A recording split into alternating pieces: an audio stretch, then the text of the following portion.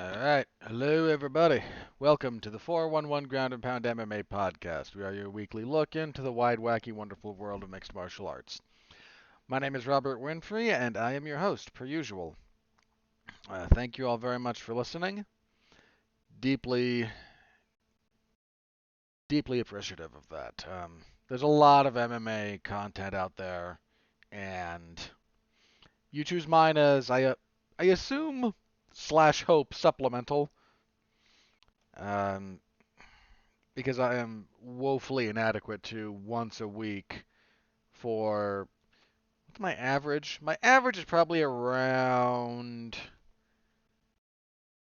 closer to 2 hours than I'd like. My average podcast is probably 90 something minutes. Some go longer, some go shorter, but if I were to average it.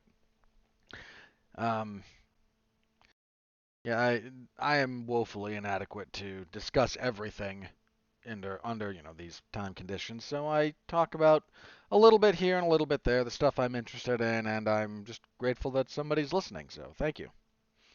On the agenda this evening, UFC on ESPN 52 from yesterday. Really good card on paper, really good card in practice. Would have been a great lead into the final pay-per-view of the year. Unfortunately, we're back to the Apex for the card we'll be previewing. It's UFC on ESPN plus 91. And then a couple of news items. They're smaller. Not a lot of news, but one of these news items amused me. And one I think is a little bit instructive about what's going on. So that's what's on the agenda. I promise I will not talk about like bare knuckle or Ryan Garcia had a win. Yeah, I'm not going to talk about that either. The temptation to talk about Mike Perry and Eddie Alvarez is pretty big.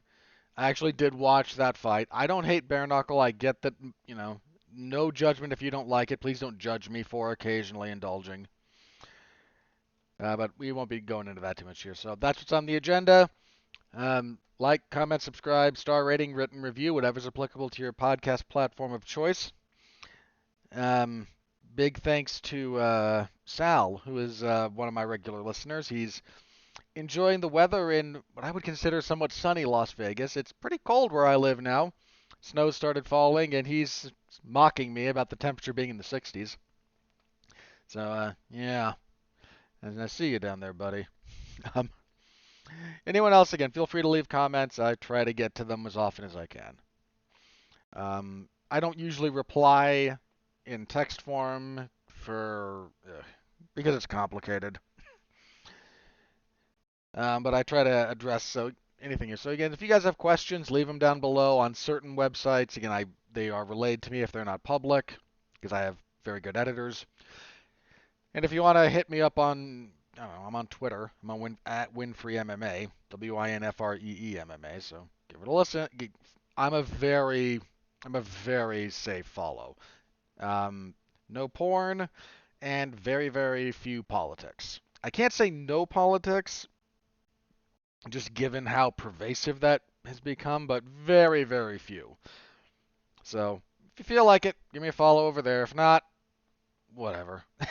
It's fine. My ego is not hurt one way or the other. But all right, that's what we got. So let's jump into it, shall we?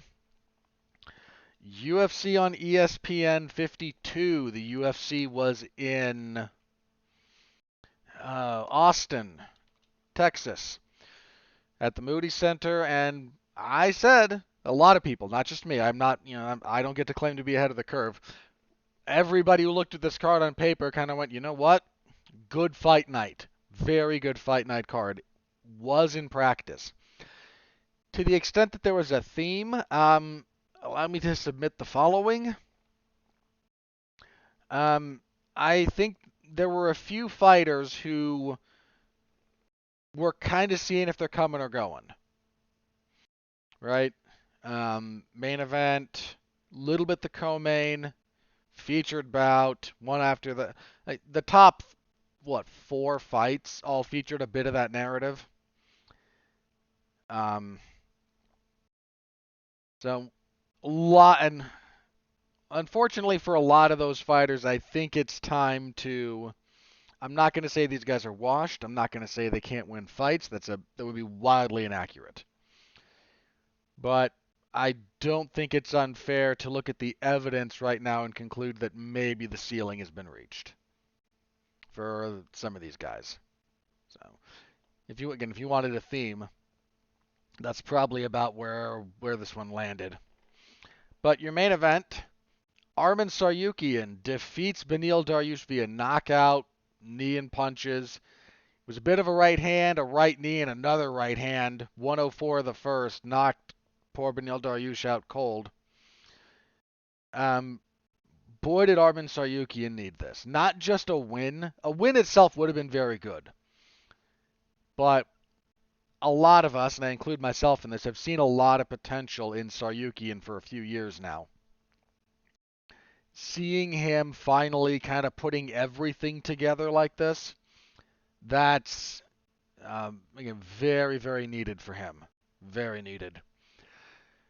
Unfortunate for Dariush, who at the age of 36? 34. Jeez. He looks older than he is. It's the hair. But he'll be 35 pretty soon. May. I mean, he's been in some wars, man. And, Dariush has been with the UFC for a while. His UFC debut was actually in 2014. He tapped out Charlie Brenneman in like a minute and 45 seconds. Oh, I remember Charlie Brenneman had a brief cup of coffee in the UFC where his claim to fame was he came in on short notice and kind of got battered by I think it was Rick Story, wasn't it? No, hang on. I could have sworn that was it. Um, was it the Jason High fight? I remember the Story fight. Um, so for those of you who don't, he came in, beat Jason High, decent enough, got stopped by Johnny Hendricks. This was 2010 Johnny Hendricks, so that man was on a mission. Wins a couple. The Story fight was short notice, if memory serves. And then it was bad for him. Like he had a really bad first round, rallied kind of in his hometown, got a big win, and then next fight immediately just head kicked into unconscious by Anthony Johnson. Anthony Johnson beats Daniel Roberts, loses two in a row to Eric Silva, who has it. If you were around when Eric Silva was doing the yo-yo thing, you know why I phrased that.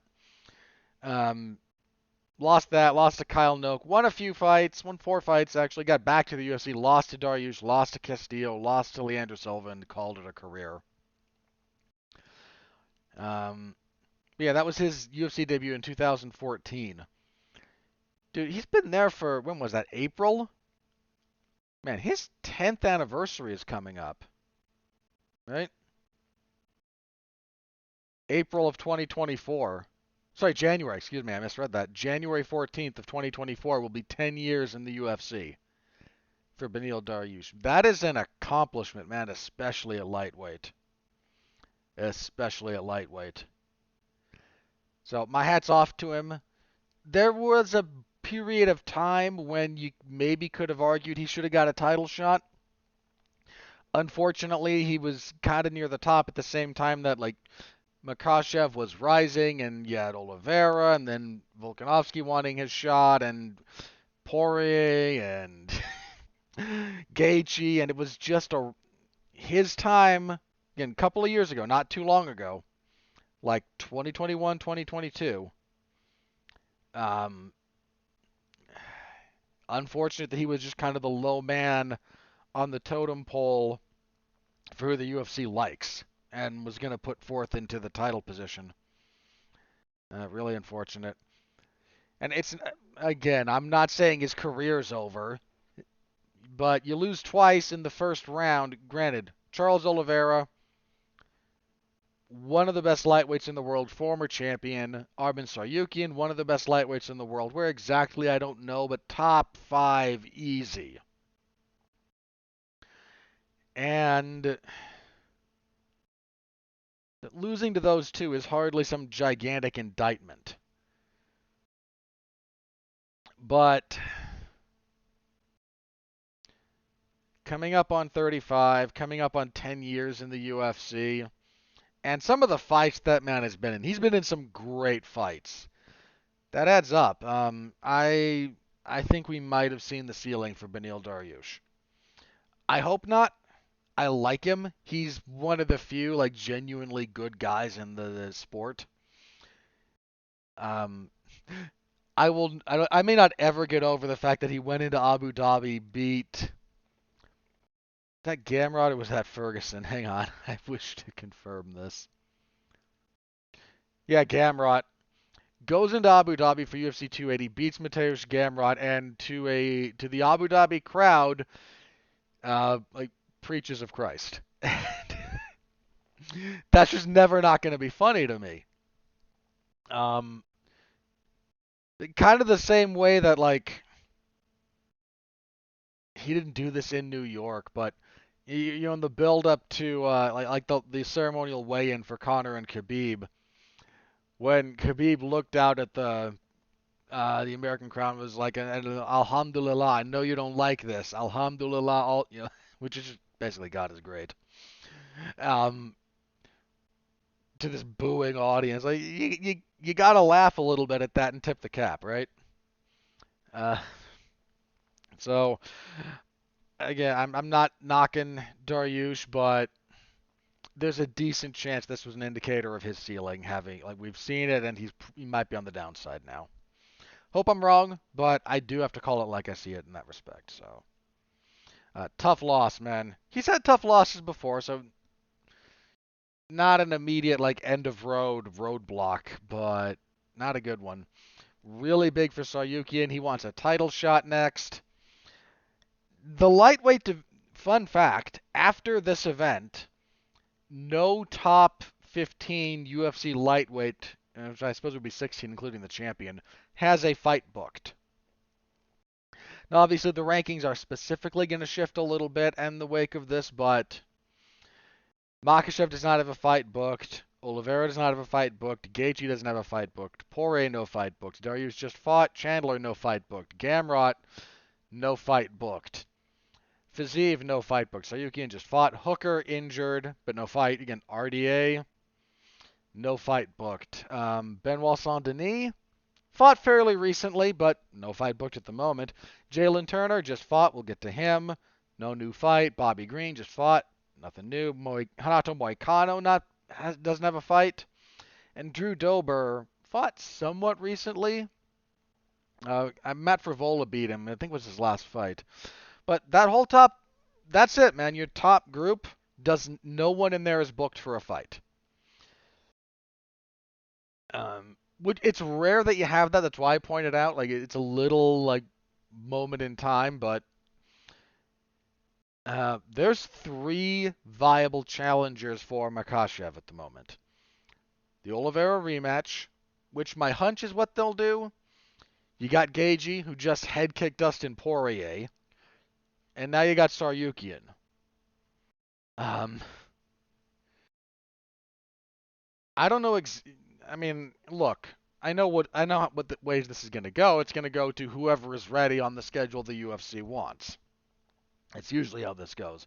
But if I mean specifically, like my hunch is Oliveira, but you could go with any of those three. Saryukian, making his UFC debut, not MMA debut, his UFC debut on short notice against Makhachev and giving him probably not his toughest fight. The first fight with Makhachev and Volkanovski was probably a little tougher. But short of that, like his toughest UFC fight, and short of his one loss where Adriano Martins caught him, like Saryukian's given him the biggest handful.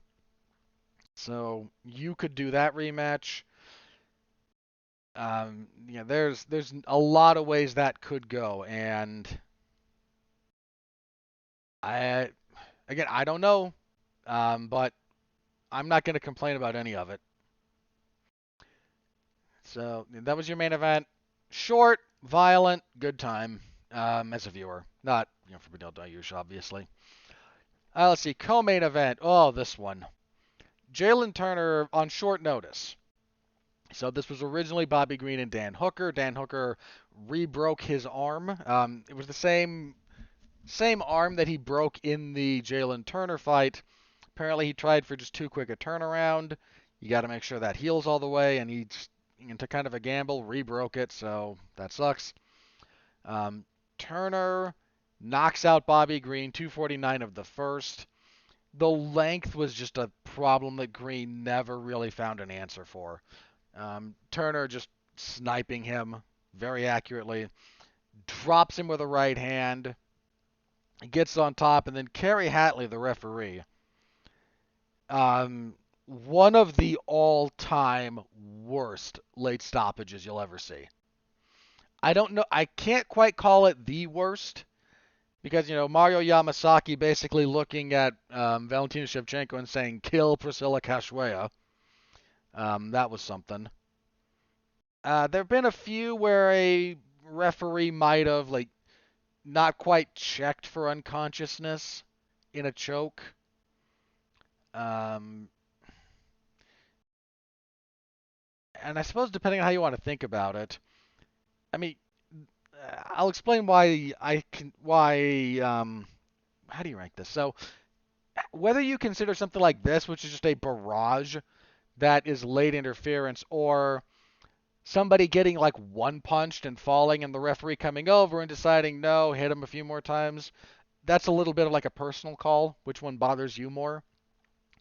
Like if you want an example of that one, Francisco Trinaldo and Jai Herbert, or what Jacare did to Chris Weidman, where somebody gets hit and they fall and they're like, no, I'm pretty done.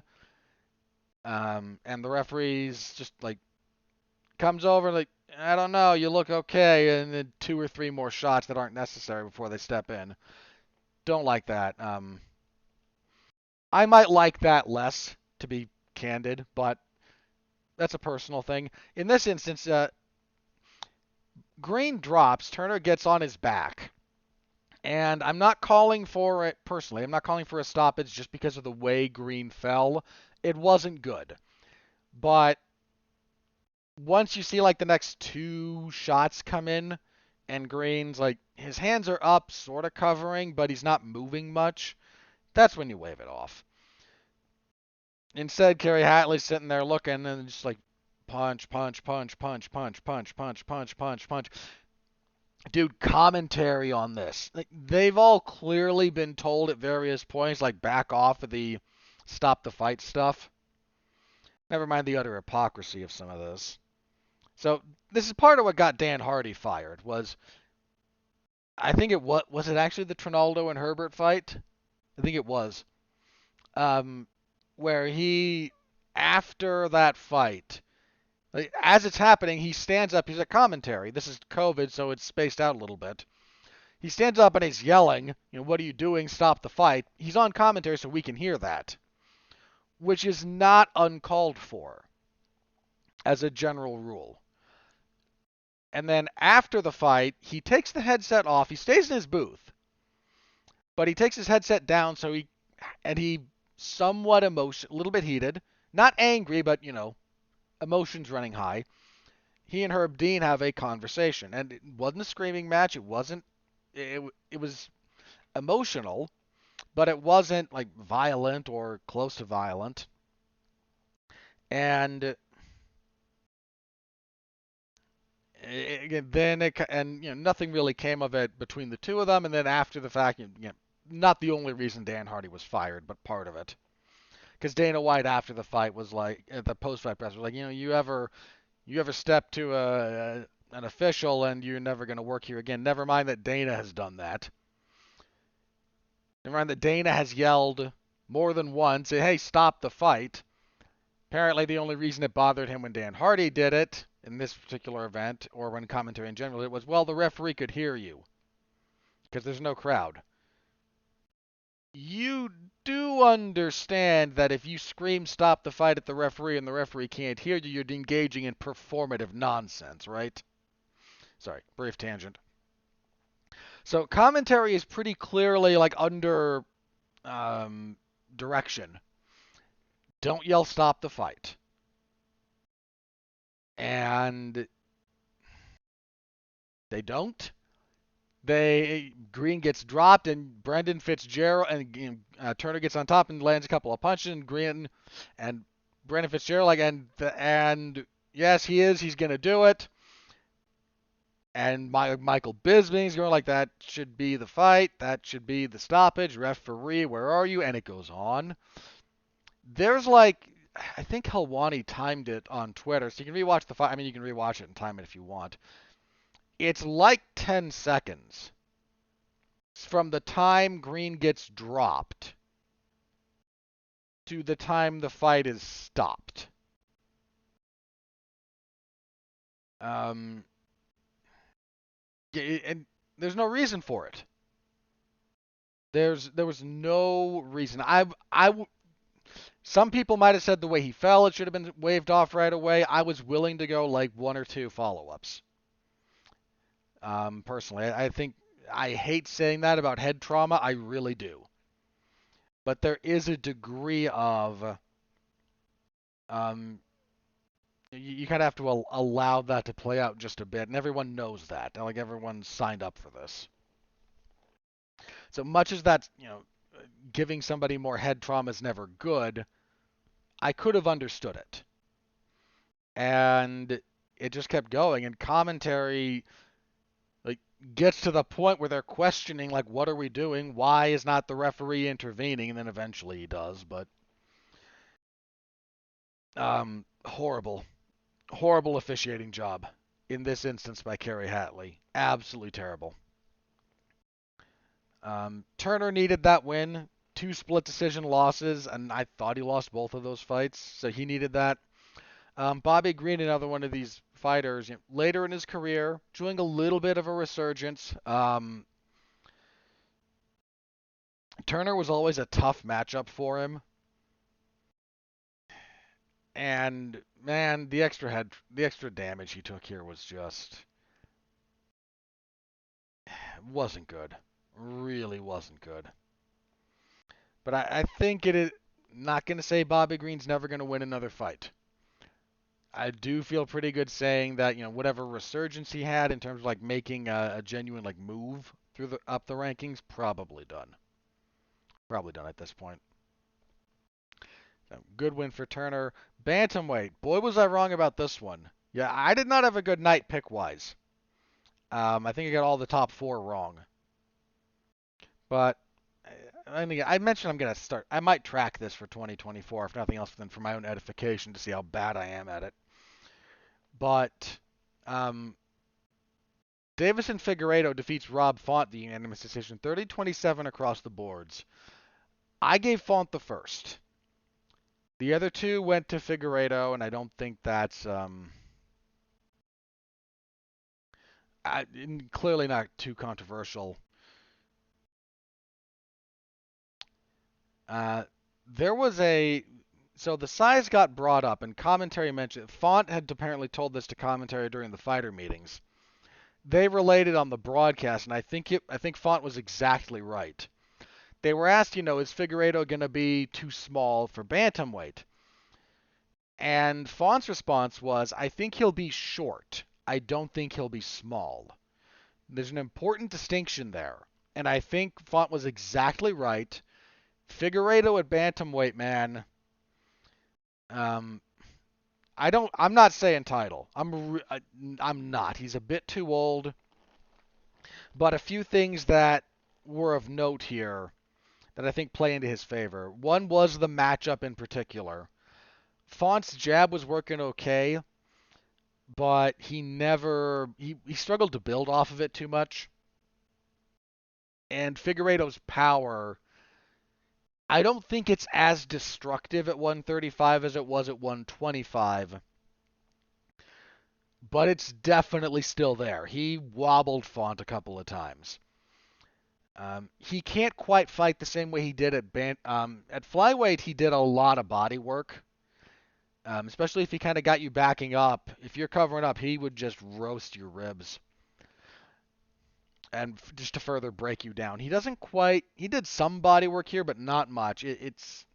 I think some of the size difference means he's going to have to do a bit more headhunting to try and equalize some of the playing field.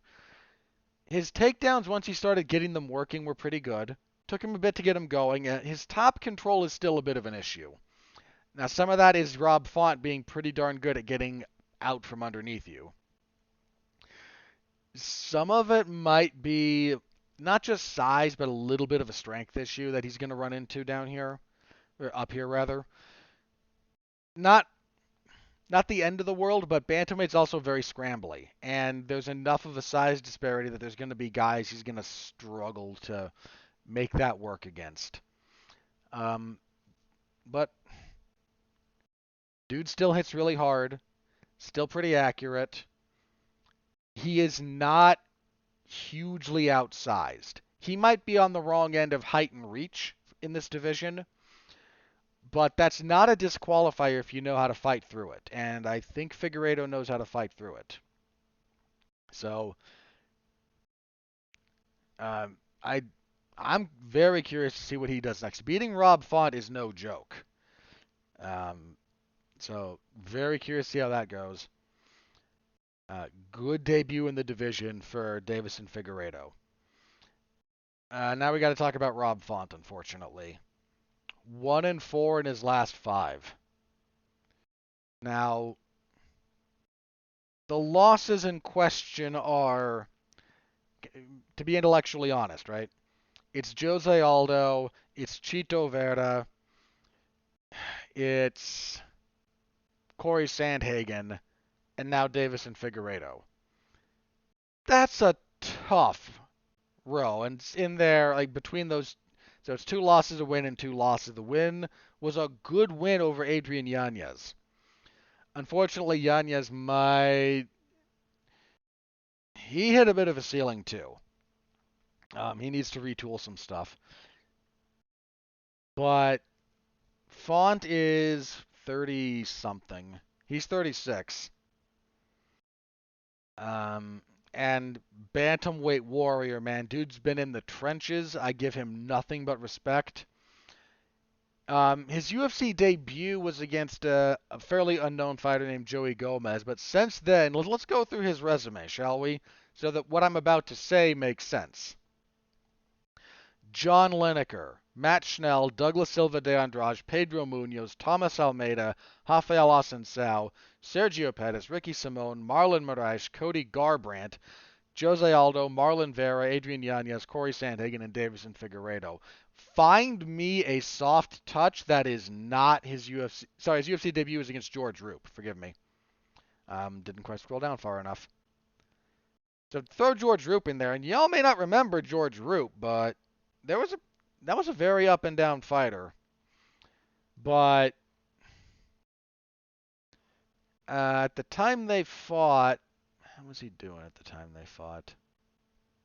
It was one of his last fights, actually.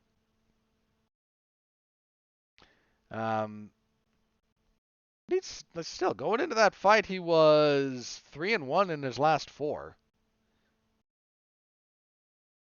All of those in the UFC. So George Roop was not someone to be trifled with, dude. He head kicked Chan Sung Jung at WEC 51.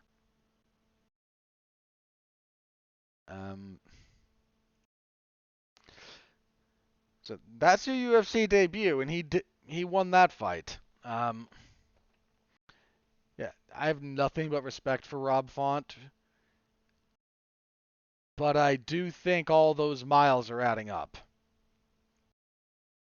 And again, it kind of sucks because he's a good fighter, but we might have seen the ceiling for him at this point. He might be on the wrong side of his career trajectory. You know, they always very few, and almost statistically unimportant few, end on high notes, end their career on an upward trajectory. Dude, even like George St. Pierre. His last couple of fights, he won. I don't mean the Bisping fight, but like his last few at welterweight. Like he won them, but he barely beat Johnny Hendricks. I scored that for him, but he barely beat him. Like, that fight hinges on one round and how much value you give a slip. That's how close it is. I mean that. So he barely got it there. The trajectory had started to go down a little bit. John Jones, his light heavyweight trajectory definitely had dipped before he moved up after that 3-year layoff. They just you almost even if George basically retired on the triumphant moment of winning a title in a second weight class, which he did.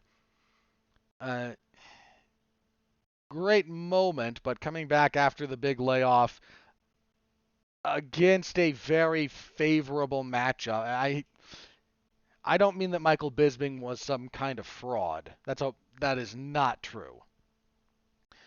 But I don't think anyone thought Michael Bisping was actually the best middleweight in the world. He was the champion, and he deserved it. He beat the other. He knocked out the champion to become the champion. Full stop there. But the fact that his only title defense was a rematch with Old Man Hendo, when you've got Jacare and Whitaker and who was the other guy surging at that time? Romero, right? Yoel Romero. Dude, you had at least three options of legitimate top tier talent, and everyone involved went out of their way for a Dan Henderson fight. Like, come on. So GSP picked his spot, and I don't even blame him for it, mind you. But like one of the only guys in MMA who's actually like retired on the upward trajectory would be Khabib. I hate to bring him up like that, but that's probably it. That's probably true. I mean, there might be some other guys if we got kind of noodly, but he's kind of it. Um, so the point there being about trajectories, we might be on the starting to trend down part of Rob Font's career.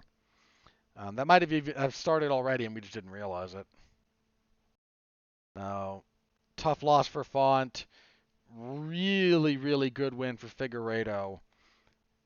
Title at bantamweight, I'm not sold on, but he's not gonna be out. He's not gonna be completely outsized. Again, height and reach issues, yeah, especially some of the longer guys in this weight class, definitely. Outsized though, no. Like you can be a shorter fighter in a division and not be the smaller guy, if that makes any sense. So curious to see what he does next. Yeah, dude, he came in, he beat a top bantamweight, a ranked bantamweight. He's gonna be in that kind of general position, so he's gonna get somebody else tough next. Wouldn't hate him and Piotr Jan. Just gonna throw that out there. A lot of other people were. I'm adding my voice to that one. Figueiredo and Jan, I'd be down for that. I'd be down for that pretty easy. All right, and next up, welterweight. Kelvin Gastelum made 170 for the first time since 2016. Returns to the division and promptly kind of gets run over by Sean Brady. Brady wins via Kimura, 143 of the third.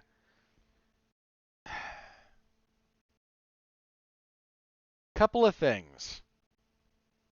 Sean Brady, dude, if you want to know how unpopular Bilal Muhammad is, I bring that up because in the wake of Bilal beating Sean Brady, a lot of people were super critical of Brady, myself included.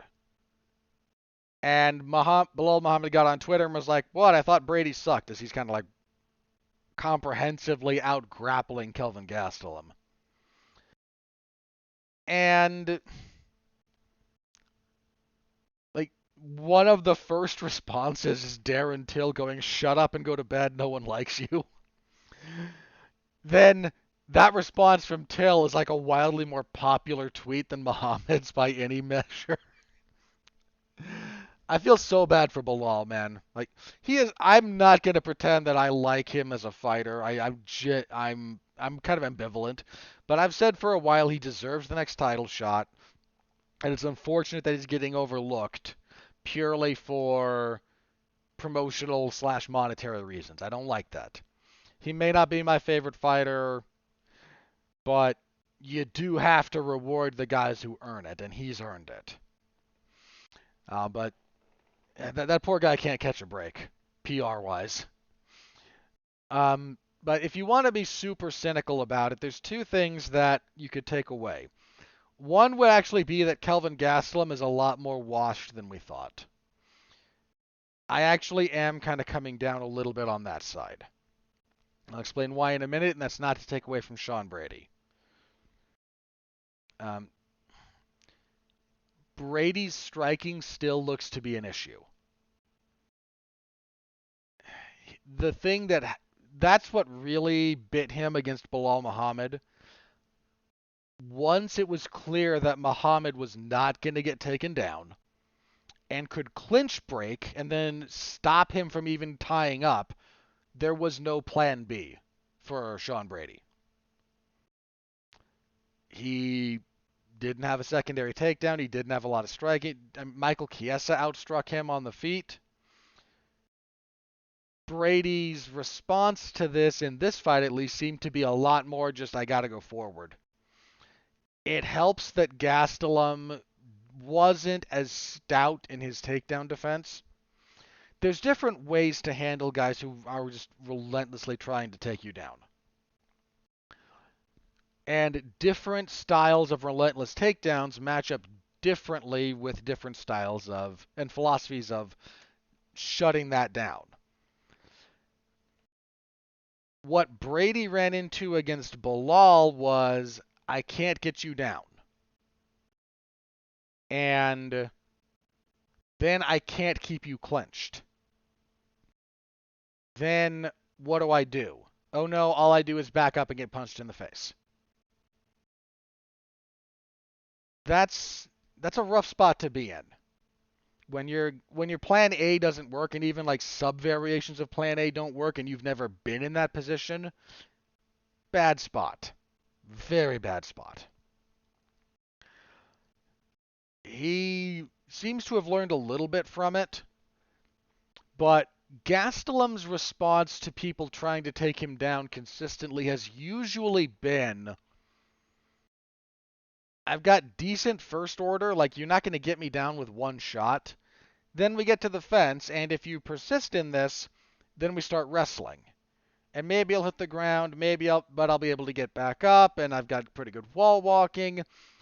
A willingness to engage in the scramble wrestling area of this that will massively drain the tank and the like mental fortitude of guys who need to get you down and they need to control you. It doesn't work as well on guys who need to just get you down and then are great about rapidly improving position to the point where suddenly you're behind the eight ball. And that's what Brady does. He doesn't need you to be down for very long because he doesn't need to get into a traditionally dominant position. He can, but as long as when you get back up you haven't created separation, you're still in trouble. Why Bilal gave him problems largely stems from Bilal being, first of all, big and strong, but never letting that takedown develop.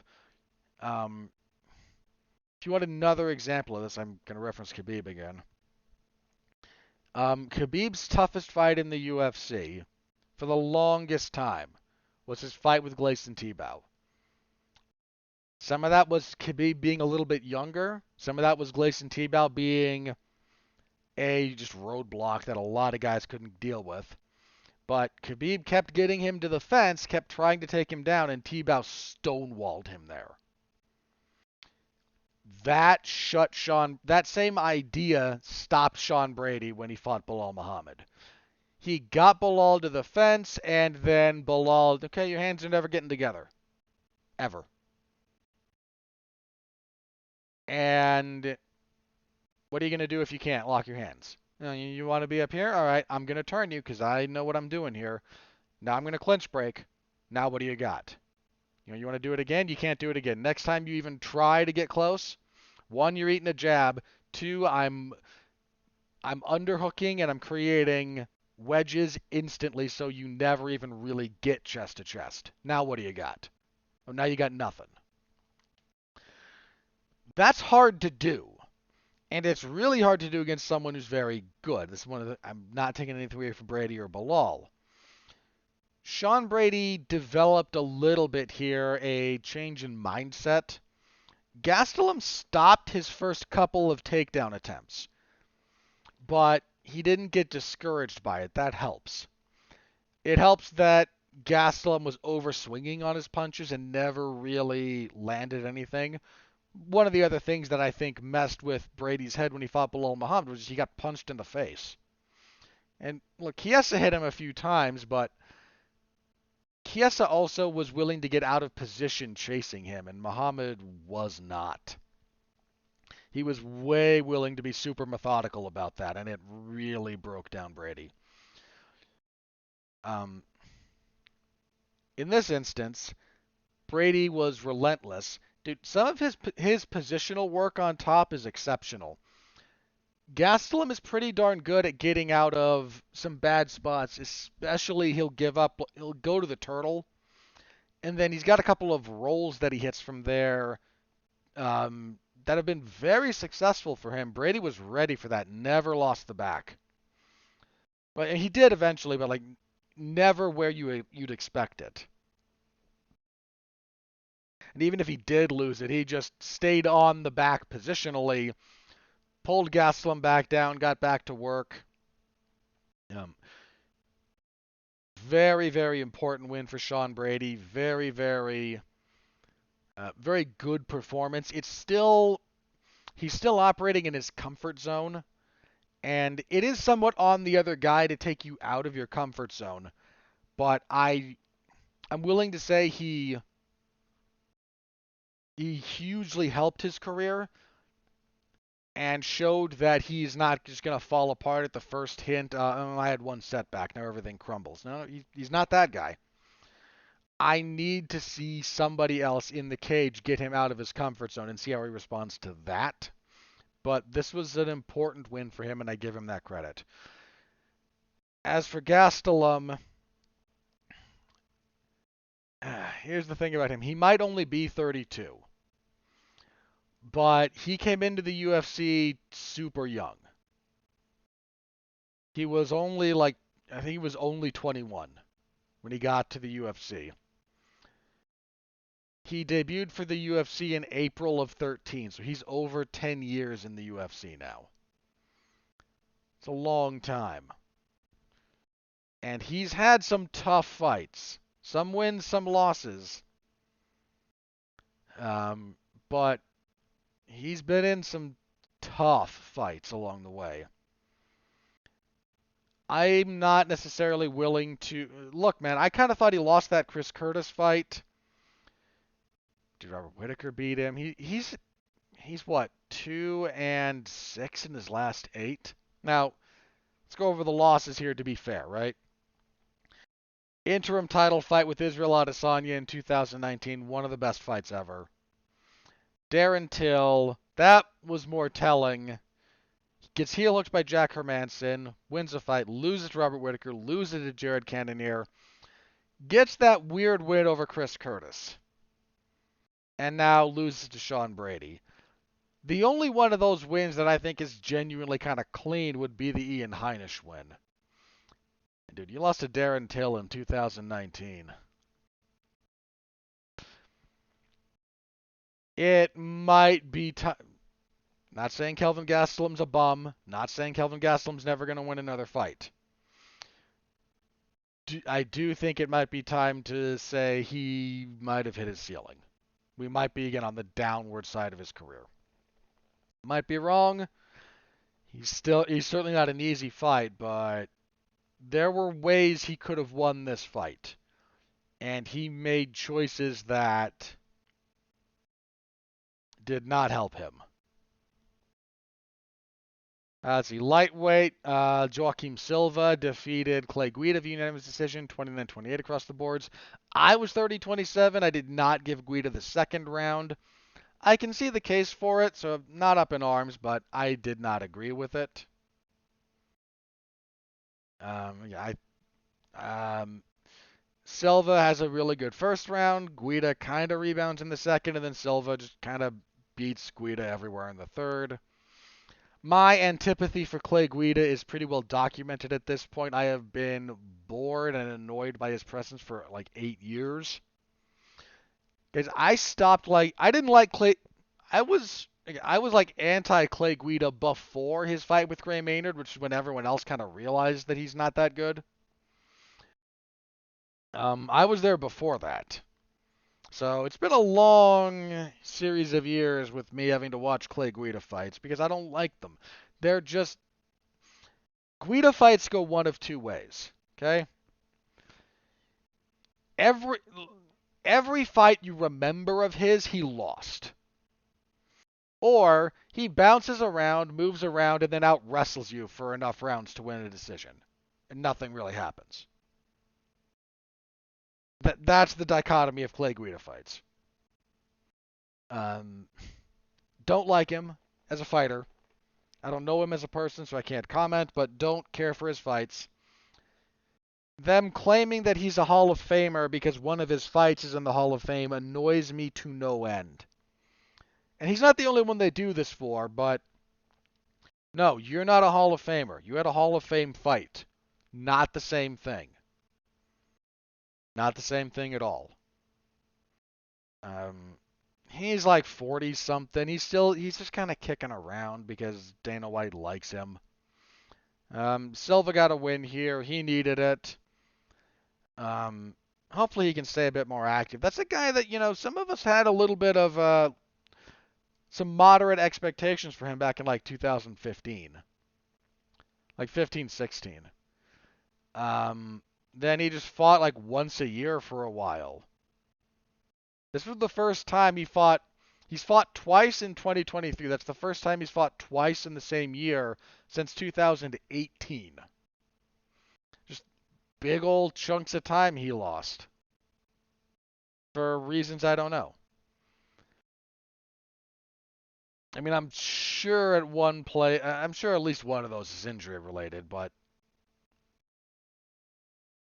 it's just, I think he just lost too much time at this point. Then kicking off the main card, Dustin Stoltzfus with a remarkably composed performance beats Punahele Soriano. Doesn't get sucked into a brawl, keeps his composure, good body kicks, good front kicks. Um, able to has a pretty good jab going.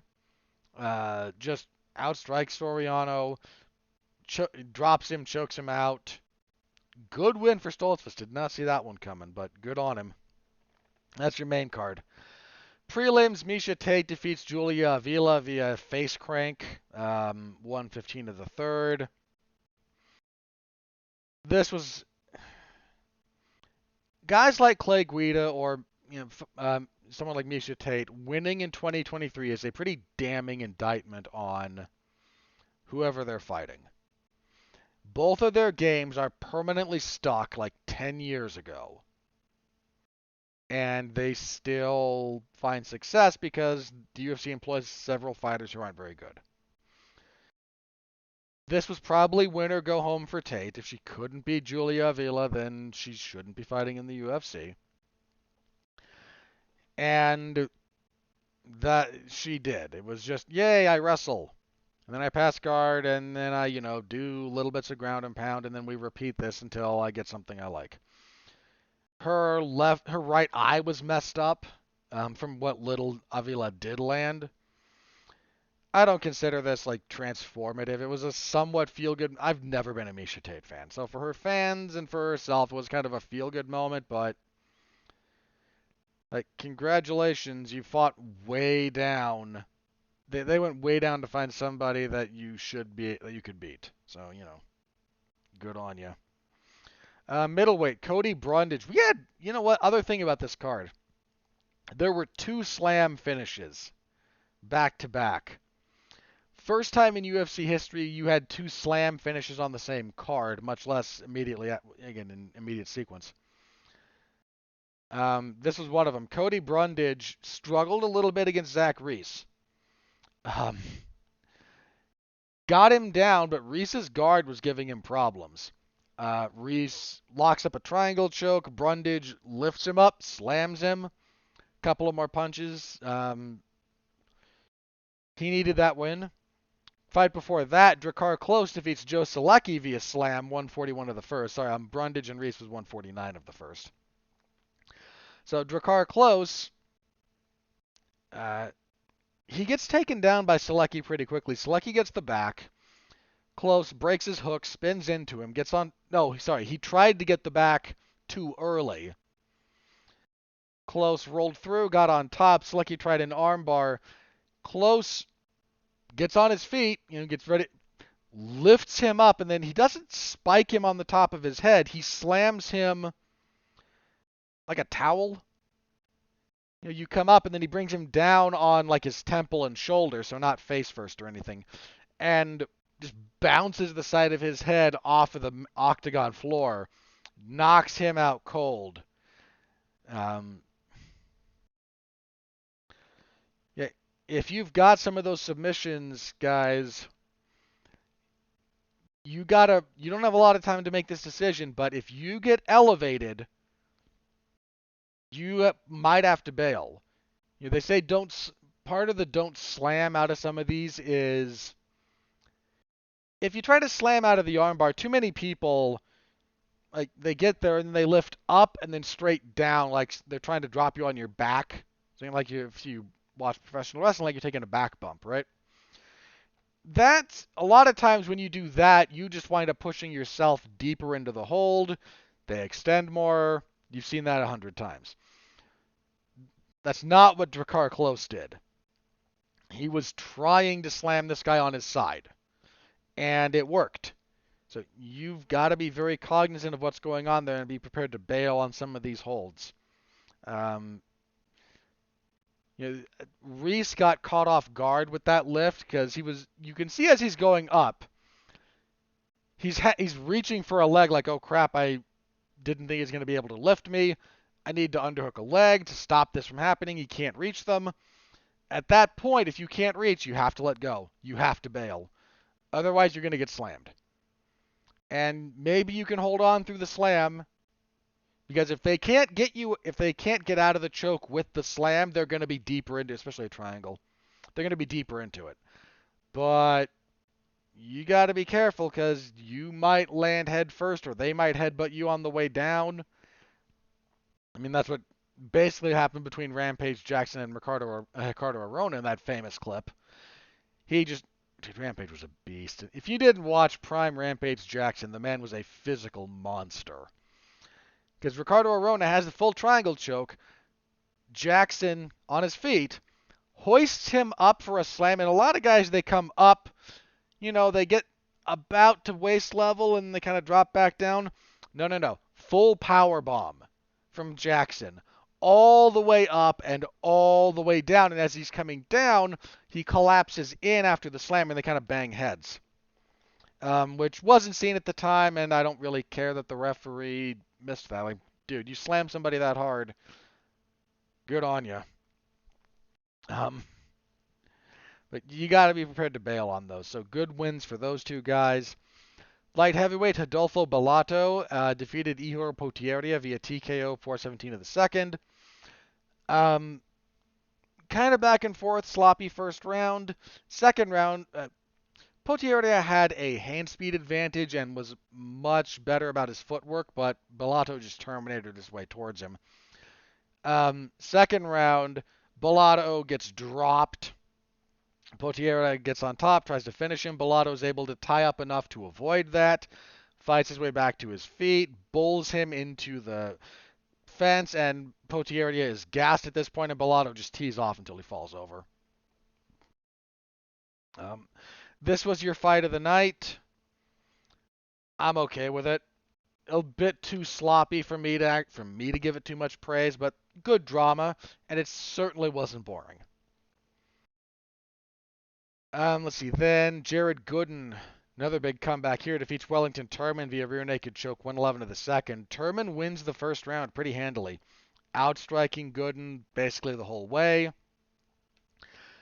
landing a really nice left hook. Second round, Gooden, they kind of trade left hooks, and Gooden just landed better. Turman gets hurt. Gooden follows him, punches him down, gets on top, gets the back, gets the choke. Kind of fortunate for Gooden. Gooden's right eye was a mess after this fight. Turman did a number on him in that first round, man, but he persevered, found an opportunity in the second round. Good on him. And kicking everything off, Veronica Hardy defeated Jamie Lynn Horth via split decision, 29-28. Was okay-ish with the split. Hardy clearly took the first. I thought she took the second, and then Horth kind of figures things out in the third. Second was close enough, I suppose. That again, I'm not up in arms over the split. Good enough win for Hardy. Fast hands, pretty good kicks, good movement for the dealing with the bigger woman until once Horth got a hold of her and was able to like force clinches consistently and kind of work her over there. That's what won her the third round. Just a little bit too little, too late, unfortunately for her. And that was the card. We did lose one fight. The one we lost, Steve Garcia and Melquiel Costa. Garcia had some kind of an illness, had to pull out. So 12 fights, and a card that really delivered. Your bonuses, I mentioned fight of the night. Other than that, if you got a finish, you got a bonus. This is becoming a semi-regular reminder on my part that the UFC could, in fact, afford to do this every time and choose not to because they are cheap and greedy. And can we call the UFC miserly? Miserly has a very specific definition. You might wonder about that. Like, it's one thing to be like, just, I want money. Miserly is like a desire for money to the point where it harms things. Like, you don't just want money, you want to hoard it, and you won't spend it even if it would be to your advantage. A lot of people are greedy and like money, but they also like spending money, and using it for various things. If you want an understanding of, I think maybe the most poetic definition of miserly comes from Charles Dickens in A Christmas Carol. There's a line about Ebenezer Scrooge where he says, the line goes like, "Darkness was cheap, and Scrooge liked it." Scrooge is not a poor man, and yet his house is largely unlit just because he doesn't want to have candles. It's Dickens, so that's where, that's what you get light from. Because it's cheaper to be in darkness than to be in light. When he could easily afford to now, again, when it's almost like detrimental, that's when it gets miserly. We might be able to argue the UFC miserly in some cases. But here, again, they bonused everyone who got a finish. So Saryukian, Turner, Brady, Stoltzfus, Tate, Brundage, Close, and Gooden. Bellato obviously got the bonus for fight of the night, so yeah. The UFC could do this a lot. They don't. They could. I think I've said for a while now this is what they should do. Create a bonus for getting finishes rather than that incentivizes the kind of fighting you want more than I'm going to hold half your purse hostage. So just throwing that one out there. But that's the event. Full report in the MMA Zone of 411mania.com. Give it a read. Much appreciated. All right. Moving on. Again, I don't expect us to be here too long. So we're about to hit the hour mark. You know how much longer this is going. I don't. But the preview's not going to take long, and then I don't think any of the news is all that important. But let's find out. So, UFC on ESPN Plus 91 this coming Saturday. We're back in the Apex. Yay. Um, this is not a good card. Plus side, if you'll recall, this was supposed to be in Shanghai, right? That was the original destination for this. Would have been the UFC's first event in Shanghai since 2017 when Bisping and Gastelum fought. If you recall, it was supposed to be Gastelum and I think Rich Franklin, and then Franklin fell out, and Bisping, who was like 2 weeks removed from getting bludgeoned and choked out by George St. Pierre, stepped in and got violently knocked out by Gastelum. Would have been their first return to mainland China since the pandemic, to say nothing of, 6 years. Fortunately, for whatever reason, they didn't. So we've got here, we're going to have Road to UFC Season 2 finals. Nope, sorry, that was what was supposed to happen here. Those got moved, so we've got what we've got. The main event, in fairness to this card, is pretty good. Song Yadong and Chris Gutierrez. Song is young. He's only 26. He's got a couple of UFC losses to Kyler Phillips and then the doctor stoppage against Corey Sandhagen. That happened after the fourth round of their fight. That fight could have been stopped after the third. The cuts on him were bad. But he rebounded, beat Ricky Simon his last time out. That was back in April. A lot of upside to him. He's fighting Chris Gutierrez. Gutierrez's only UFC losses are to Hani Barcelos and Pedro Munoz. He's coming off a good win over Alatong Hele. He's the guy who did he knock out Frankie Edgar in Edgar's retirement fight? I think he did. I would like Gutierrez's chances more if this were a 3-round fight.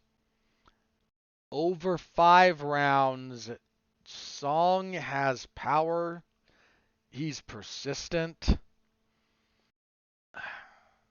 He's only 26. There's a lot of hang on. He's 26, so there's still a lot of room for growth. But he does have 20. This is going to be his 30th fight. That's a lot to have done very young. That's some miles that he's accrued. I'm still going to lean his way. I am not trying to discount Chris Gutierrez. If Song is not ready for some of the leg kicks in particular, he might be in trouble. Gutierrez is very good at those. He comes from. It's not fact. He comes from same camp as Jonathan Martinez, which is I always get him confused with Mark Montoya. What is Mark Montoya? He does train out of Factory X. Why was I mistaking him? Whatever. Yeah, he kicks hard. I don't think he kicks quite as hard as Martinez, but he kicks hard. If Song's not prepared for those, that'll be a problem. But Gutierrez doesn't. He struggled a bit when he gets into firefights. And Song is pretty good about kind of forcing those. Fast hands, good power. So I'm leaning towards Song here, but this is a good fight. I am not complaining about this as a fight night main event. Here or in a market where they have to sell tickets. Like, good matchmaking here, like the fight. Now things start to go downhill a little bit. We have a light heavyweight fight between Anthony Smith and Khalil Roundtree. This was originally Khalil Roundtree and Azamat Mirzakhanov. Mirzakhanov is dealing with pneumonia issues. Hope he recovers. So Smith replaced him, and it got moved from, I think, last week's card to this one. I don't know about this one. Like, Roundtree, he's on a good winning streak. He's won 4 in a row.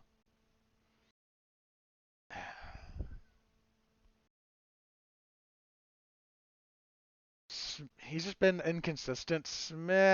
Dude, Smith's just been in the trenches, man. Smith might be a little bit chinny, which is, I mean, the man has like 55 fights.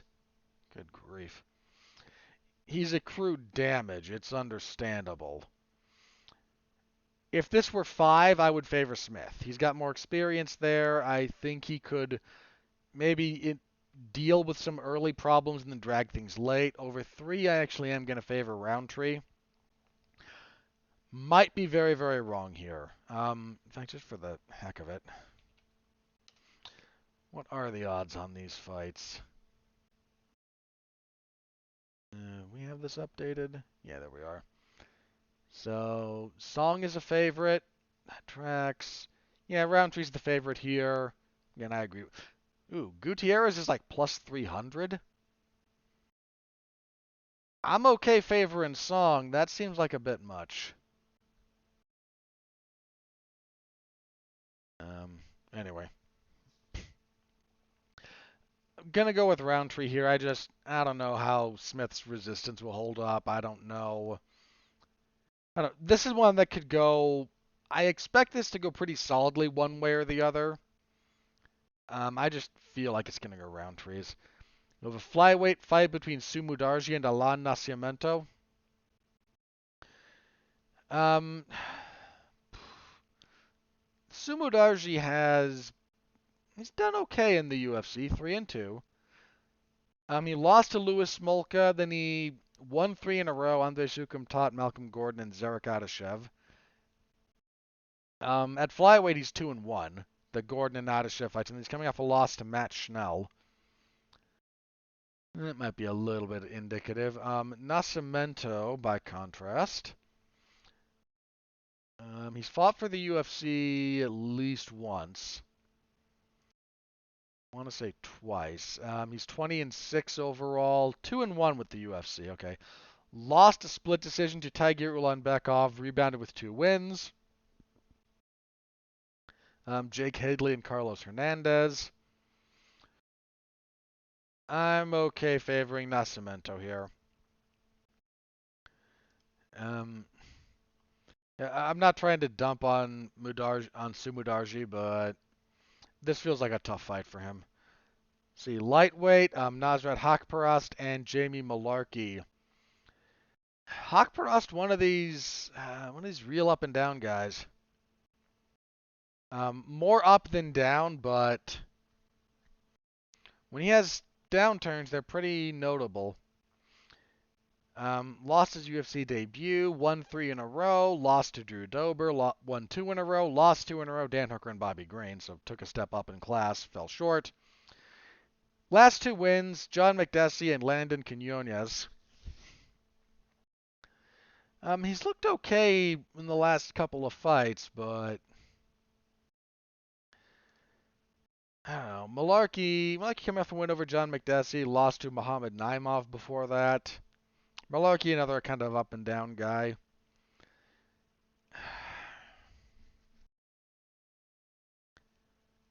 Hack Press is going to have success. The question is whether or not it's going to be enough to really put down Malarkey. Malarkey's tough. I could see this going either way. I'm going to take a little bit of a leap on Malarkey here. Is that Hack Press is going to have success. I'm not sure it's going to be enough. So I'm going to lean a little bit towards Malarkey. Let's see, middleweights, Andre Muniz, who had a tough setback, man, against Brendan Al. He's had 2. Dude, he came into the UFC and was on a bit of a run. Got some good wins under his belt, and then Brendan Allen and Paul Craig both beat him. Now he's fighting Junyoung Park.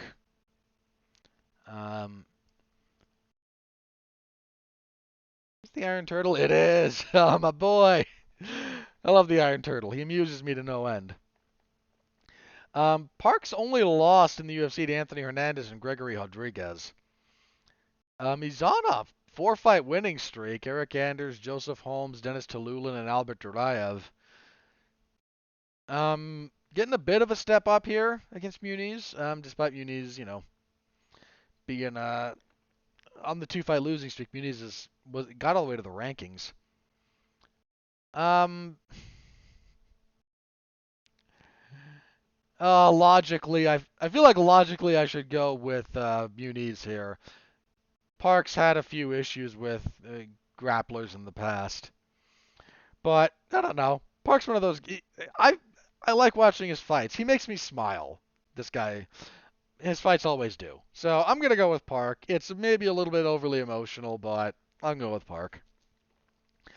Then at welterweight we have Song Kanan and Kevin Jousset.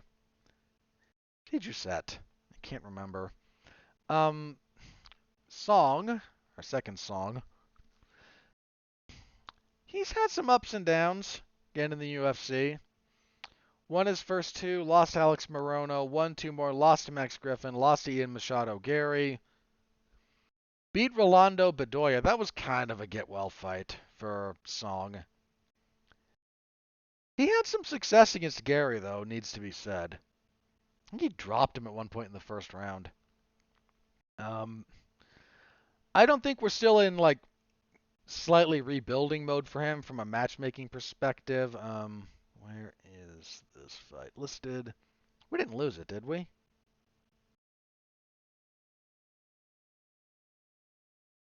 I don't think. No, those were all post. Sorry, that's. Where are you? There. No, there you. No, where are you? Sorry, I can't read. There you are. Oh, Jusset is French, so it is Jusset. If he's American, depending on where he is specifically, they would just do Jusset because Americans are weird depending on where you are. Jusset comes from City Kickboxing, won his UFC debut, yeah, right against Kiefer Crosby. Um, Tough second fight for for your UFC sophomore effort. Being tossed in there with Song Kanan is that's not doing you any favors. Just put it that way. Yeah, I'm going with Song. I expected a little bit more of a difficult matchup for him this time around. Again, he kind of got his get right fight, but I don't know. Maybe they're being nicer to him. Wow, Jusset is the favorite. Not huge, but a little bit. Huh. I'm still going with Song, but interesting. I don't remember enough about his UFC debut. I might be very wrong on this. Anyway, that's your main card. Prelims, we have flyweight action between Hyung-Sung Park and Shannon Ross. Ross had an okay UFC debut, I think. He's 13-8. No, he's 0-2 in the. I am confusing him with a different Australian or New Zealand. Yeah, Australian. I'm confusing him with a different Australian flyweight. My mistake. He's on a 2-fight losing streak. Yeah, I'm confusing him with Urseg. Lost to Cledston Rodriguez and then Jesus Aguilar. Park, by contrast, 8-0. He won the road to UFC fights, didn't he? Back in February, wasn't that what that was? Um, I think that's what he either won that or yeah, that's what it was. Yeah, I don't mind picking Park. Um, Ross has yet to look very good. Park's still young in his career, only 8-0, but I think the UFC is going to be a little bit generous. Um, they've tried with some of these road to UFC guys to like here's a slightly favorable matchup. Not the toughest fight in the world, which is and to be clear, for some of these guys that's appropriate matchmaking. Some of them are just very junior. Again, we got a guy with less than 10 fights here. He shouldn't be fighting killers. Yeah, I don't have a problem picking Park. This doesn't feel like a gimme, but they're very clearly not throwing him into the deep end of the pool either. Um,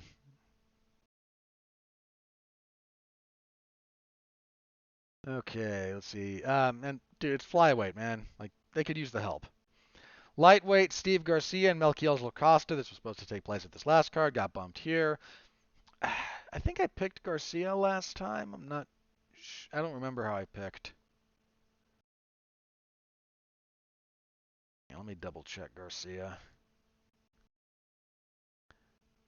Let's see. 3-2 in the UFC. Losses to Luis Pena and Mahashate. However, undefeated at featherweight, wins over Chase Hooper and Shailon Nurdanbeke. Costa was the betting favorite. I might switch my pick because depending on what the illness was to Garcia, which I don't know specifically, but a week is not a lot of time to get over that, depending on what it was. So the cutting weight twice. Oh, it's up at lightweight instead of featherweight. Okay, probably in consideration of how that played out.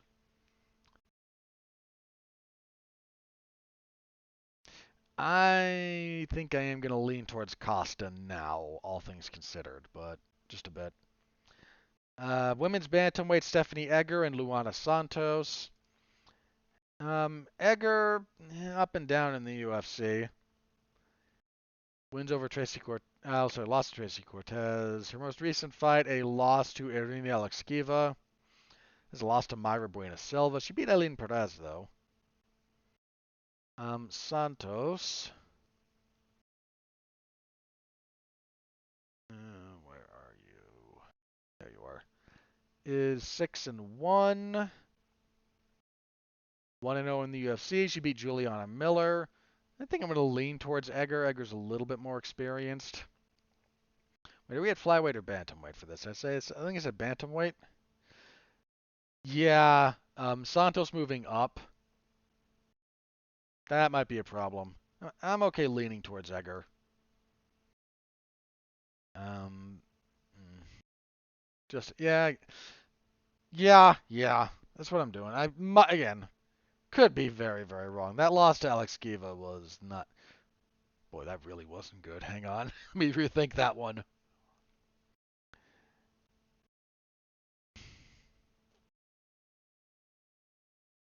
Yeah, let me go with Santos. I think the UFC like her a little bit more. All right, we have a catchweight fight up next for reasons. Daniel Marcos and Carlos Vera.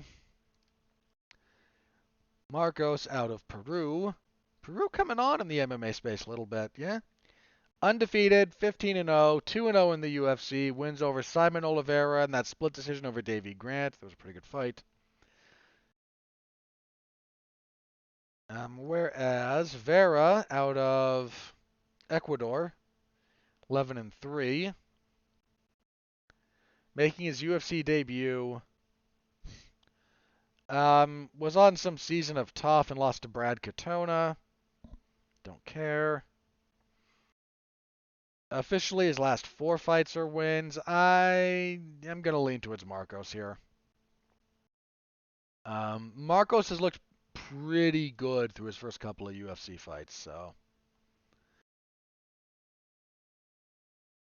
going with Marcos, but that one might turn into a decent little fight. Then we have at flyweight Tetsuro Taira and Carlos Hernandez. Taira, I still think very, very highly of, undefeated, 14-0. Had a few moments against Edgar Chairez that were like, a little scary. But he's still pretty young, right?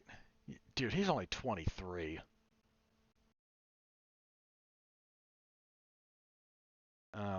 Very young. And he's looked very good. There's still some seasoning that has to happen here, but I've been pretty high on him for a while. And Hernandez, let's take a look at him. 9-2. 2-1 in the UFC. Wins over Victor Altamirano and Dennis Bondar sandwich. Lost to Alan Nascimento. I'm just kind of picking Taira at this point until I get a really good reason not to. And I'm not calling Carlos Hernandez a scrub, but Taira's very good. And I think a lot of his upside. For some reason he's like second, he's almost curtain jerking again, but here we are. Flyweights, right? This should be on the main card. I can't say quite instead of Sumudarji and Nascimento. Hang on, what would I take off? I mean, because I'm me, I would bump like Smith and Roundtree, or I would probably bump Hakparast and Malarkey to like the featured bout of the prelims, then bump everything else down one, and then put these guys on the main card. But again, that's just me. Kicking everything off, we have women's strawweight between Rayan Dos Santos and Talita Alencar. So Dos Santos making her UFC debut. She lost her Contender Series fight last year to Denise Gomes. She's bounced around a little bit. She's been at atomweight recently in Invicta. In fact, it was the Invicta atomweight champion. Alencar is a very decorated jiu-jitsu practitioner. Um, yeah, that's a lot of very high finishes there. She fought to a draw in her Dana White Contender Series fight September of this year. Wound up here anyway because the puppy mill must keep churning.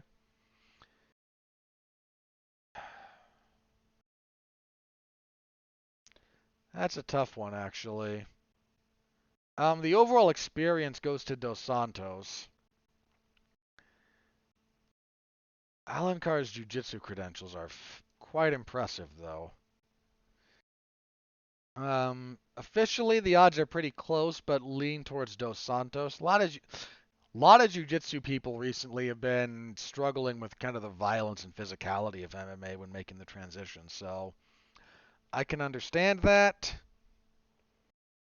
The size might be an issue if Dos Santos can make atomweight.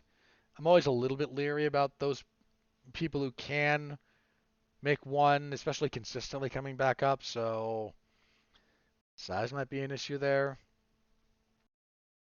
I'm gonna buck the odds a little bit here. I'm gonna lean towards Alencar, but just a hair, and I have no real reason to do so.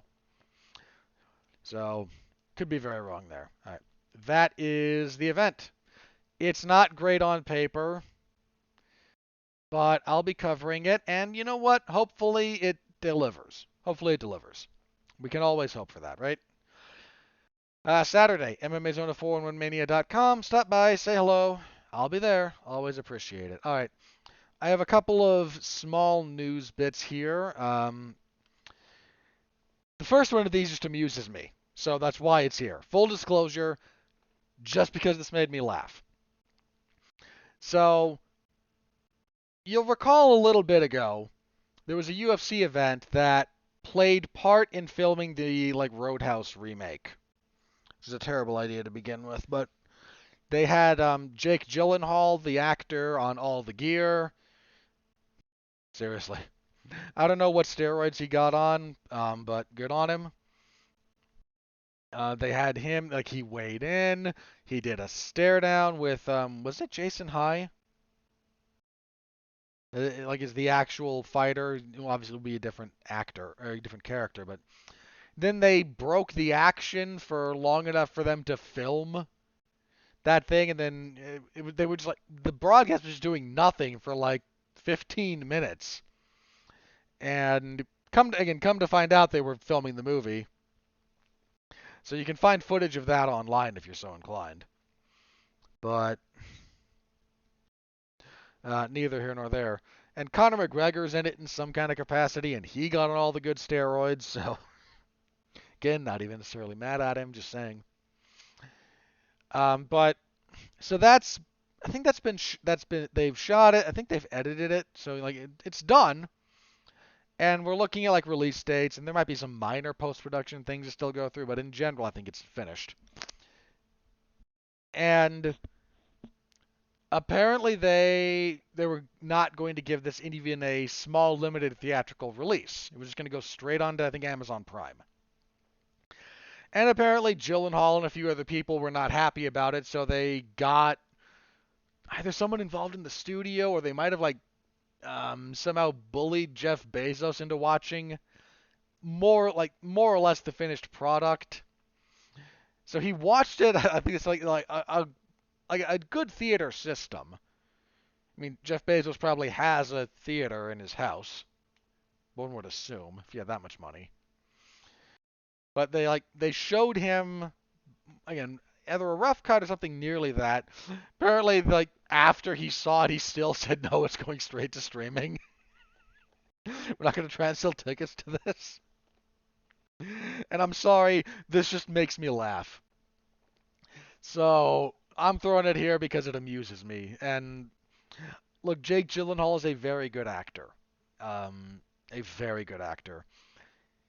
Historically, he has made for a poor lead. Take that for what it's worth.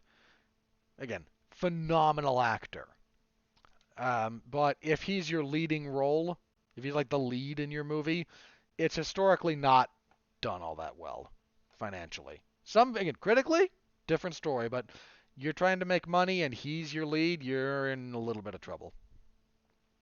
So I'm pretty sure Mark might try to make me review that movie when it comes out. So stay tuned to Damn You Hollywood when Roadhouse gets a release date, and it just amused me. Like, no, this needs at least a limited theatrical release because this confers prestige and makes this eligible for awards, I think. And so they bullied Jeff Bezos into watching it, maybe changing his mind, and he came out of watching it and said nothing changes.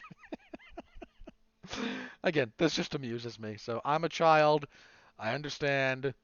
Um, it just made me laugh. All right, slightly more serious news bit here, and then we'll check Twitter and get out of here. So Dana White was on a podcast recently and said that a super fight kind of fell into their lap, and was immediately asked then, "Oh, so who's Conor fighting?" And he kind of had to do the, "No, it doesn't involve Conor McGregor." And this got everybody kind of thinking for a minute or two. Like, who do you have that would qualify for a super fight, my guy? Now, he's the promoter. Promoters lie through their teeth. What he can come out tomorrow and say that, yes, it's totally a super fight, even though no one was asking for it. If you look at who the UFC doesn't have available right now,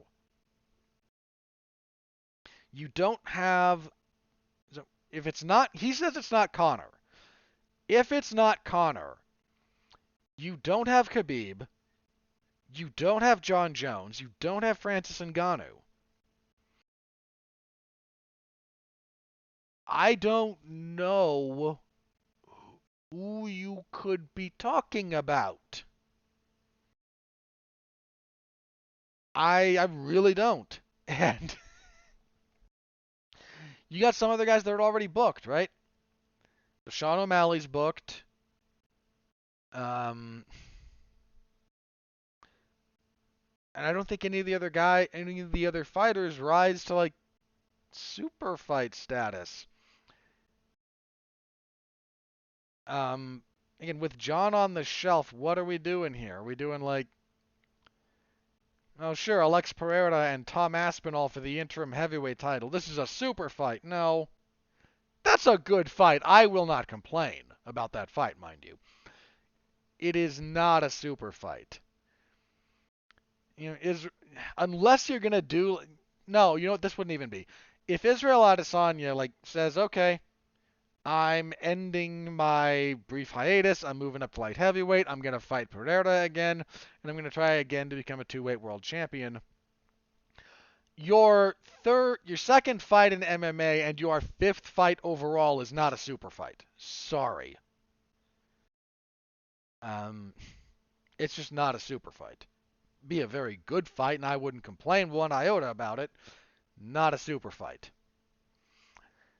Unless we're like dragging George St. Pierre out of retirement to fight Nate Diaz returning to the UFC. Like, we got nothing here. That's the position you're in, man.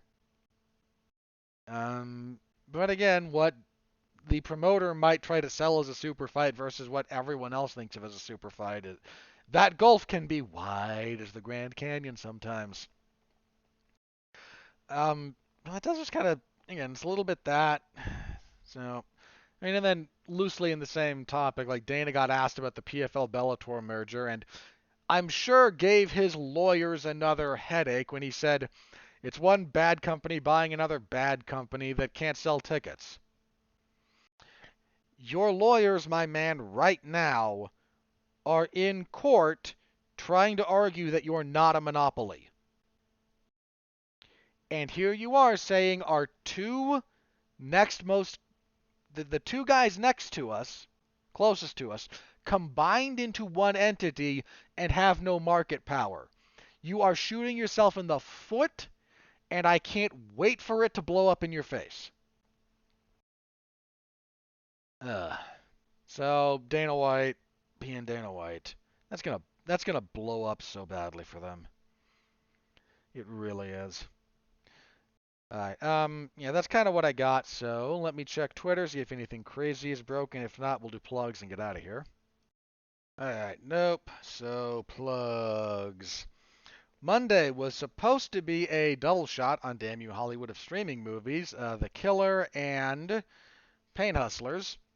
However, life intervened. Mark reached out to me and said, I don't think I'll have time to see both of those and the other thing I'm watching.